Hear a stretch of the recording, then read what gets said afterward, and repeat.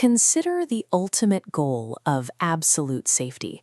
When we engineer walls to keep every possible danger out, we rarely notice the moment those walls finish the job and lock us in. We call it a fortress, but to the person inside, it becomes a gilded cage. This is the world Leo built for himself.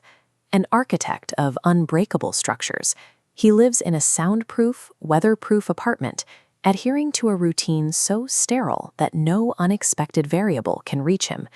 He is a master of his craft, yet he lives like a captive lion, pacing the same safe corners of his own design. The mechanics of this are visible in his blueprints. As these lines draw an impenetrable box around the central node, they provide total defense. But notice the cost. By blocking every external risk, the node itself becomes stagnant. Without the friction of the outside world, internal vitality simply withers. A life defined by its defenses isn't actually safe. It is merely a highly organized form of stagnation. Leo's stagnation began years ago with a financial betrayal that left him ruined. In response, he didn't just rebuild his career, he redesigned his entire mental operating system to ensure that he would never be vulnerable to a sudden storm again.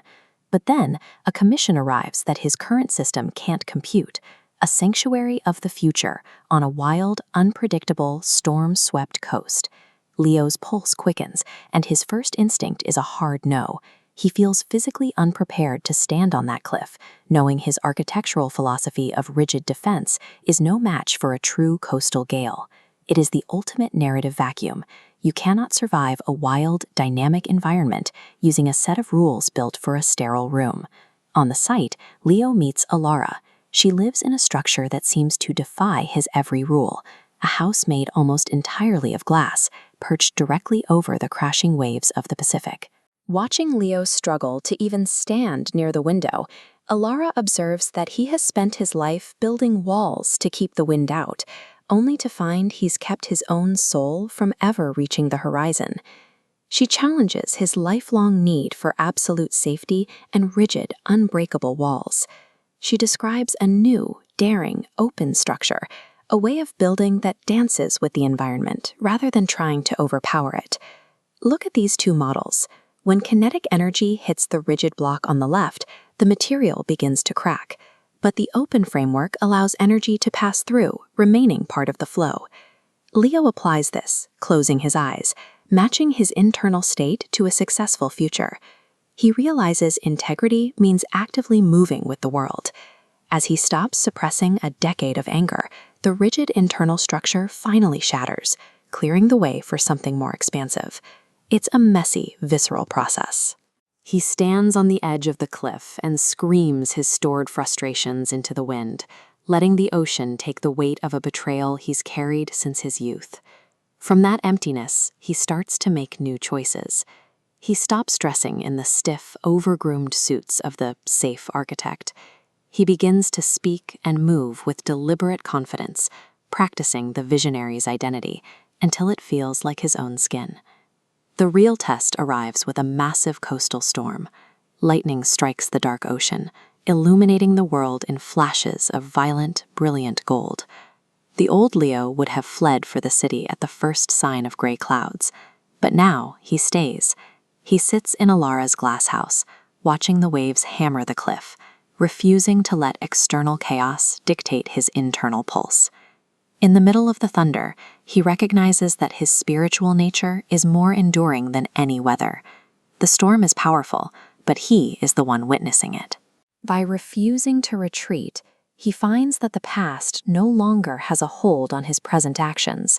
He is finally acting on his intent rather than his history. Leo returns to the city to present his designs. As he enters the boardroom, he finds himself face to face with the man who ruined him years ago, the former partner who now sits on the approval board. Leo feels the familiar tightening in his chest, the old impulse to hide behind a conservative, safe design that wouldn't invite any criticism or conflict. But he doesn't look away. He realizes that without that original betrayal, he never would have been forced to find this new, resilient way of being. He looks at the man and sees a catalyst for his own growth, rather than an enemy to be feared. In that moment, the betrayal loses its power. It's no longer a trauma that dictates his life. It's just another part of the architecture that made him strong.